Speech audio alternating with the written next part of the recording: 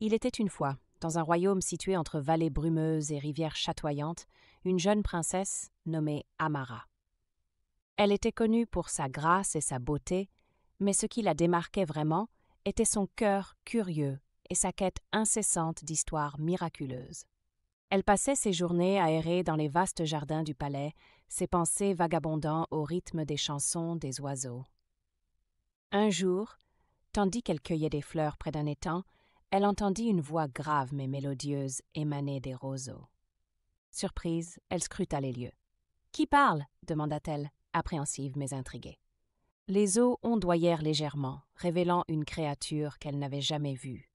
Ni grenouille, ni poisson, mais un étrange être qui semblait appartenir à deux mondes.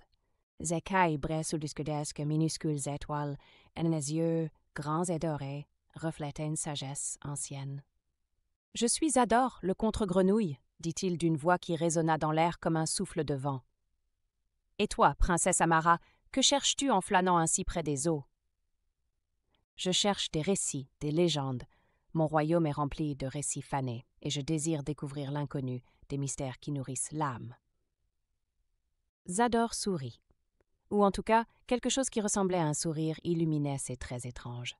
« Ah, des histoires tu veux, des secrets tu trouveras, mais au prix de ton courage. Es-tu prête à entreprendre un voyage dans un monde bien différent du tien ?» Sans hésitation, Amara hocha la tête. Elle sentait une étrange profondeur dans les fins mots de la créature. La curiosité débordante surpassait sa peur. Avec un battement d'eau, Zador fit signe à Amara de se rapprocher. Dès qu'elle le rejoignit au bord de l'étang, il souffla doucement sur la surface de l'eau. Instantanément, le monde changea. Les roses du jardin se fanèrent pour devenir des champignons luminescents. Le ciel bleu se teinta d'un violet onirique, et le murmure des roseaux devint une mélodie enchanteresse. Amara cligna des yeux, abasourdie. Bienvenue dans le royaume des contres, où chaque être est à la fois ombre et lumière. Ici, tu découvriras des histoires comme nulle part ailleurs, mais prends garde, tout n'est pas comme il paraît. Les créatures qu'elle rencontra étaient fascinantes. Un lion sans rugissement, mais dont le souffle pouvait faire pousser des arbres entiers. Des oiseaux incapables de voler, mais dont les plumes pouvaient écrire des poèmes qui guérissaient les cœurs. Chaque rencontre était une leçon, chaque instant une histoire.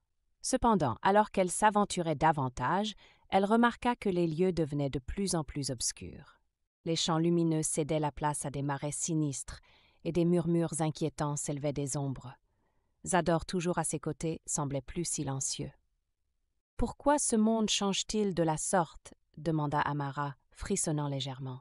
Zador lui expliqua d'une voix grave. « Le royaume des contres est une réflexion de ton cœur, princesse. Plus tu t'égares dans le doute ou dans la peur, plus les ombres prennent le dessus. Pour retourner chez toi, il te faut trouver de la clarté en toi-même, embrasser à la fois ta lumière et ton obscurité. » Ces mots résonnèrent profondément en Amara. Elle comprit alors que ce voyage n'était pas seulement une exploration physique, mais une quête intérieure. Elle devait faire face à ses propres faiblesses pour comprendre le véritable sens des histoires qu'elle cherchait. Elle devait faire face à ses propres faiblesses pour comprendre le véritable sens des histoires qu'elle cherchait. Elle devait faire face à ses propres faiblesses pour comprendre le véritable sens des histoires qu'elle cherchait. Elle comprit alors que ce voyage n'était pas seulement une exploration physique, mais une quête intérieure. Le défi ultime survint lorsqu'Amara arriva devant un grand lac noir. Au centre se trouvait une île, baignée d'une lumière dorée, où se dressait un livre géant, flottant dans les airs et brillant d'un éclat mystérieux.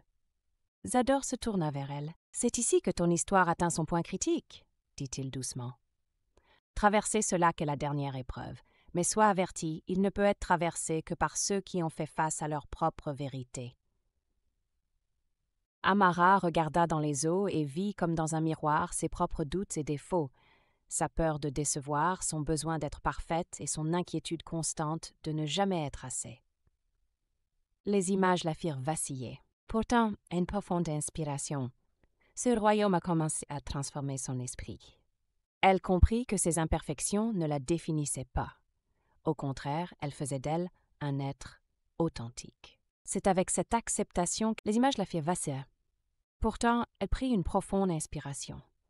Ce royaume avait transformé son esprit. Elle comprit que ses imperfections ne la définissaient pas. Au contraire, elles faisaient d'elle un être authentique. C'est avec cette acceptation qu'elle entra prudemment dans le lac. À chaque pas, les ombres dans l'eau semblaient s'accrocher à elle, mais elle s'accrocha à sa conviction nouvellement trouvée. Quand elle atteignit enfin l'île, son cœur était léger comme une plume. Qu'elle entra prudemment dans le lac. À chaque pas, les ombres dans l'eau semblaient s'accrocher à elle, mais elle s'accrocha à sa conviction nouvellement trouvée. Quand elle atteignit Schwell, son cœur était léger comme une plume. Le livre flottant s'ouvrit devant elle, dévoilant une multitude de pages vides. « Écris », murmura Zador. « Ce livre sera maintenant le reflet de tes propres récits, de la geste que tu as vers ce périple. » Amara prit une plume magique imposée à côté du livre et fièrement qu'elle mit leur phrase à histoire. Il était une fois une princesse qui chercha des histoires et trouva la vérité en elle-même.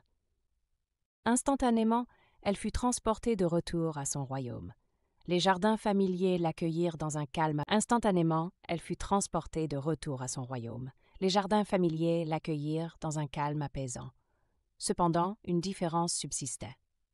Elle tenait dans ses mains le livre qu'elle avait commencé à écrire, empli d'histoires qu'elle partagerait désormais avec le monde. Zador était parti, mais dans son cœur, elle savait qu'il veillait toujours.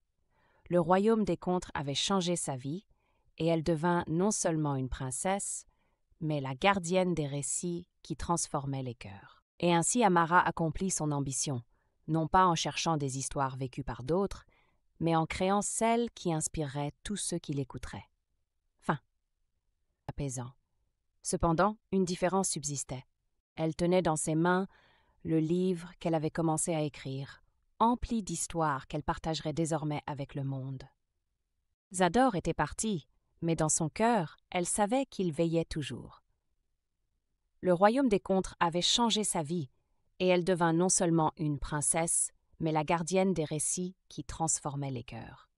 Et ainsi Amara accomplit son ambition, non pas en cherchant des histoires vécues par d'autres, mais en créant celles qui inspireraient tous ceux qui l'écouteraient.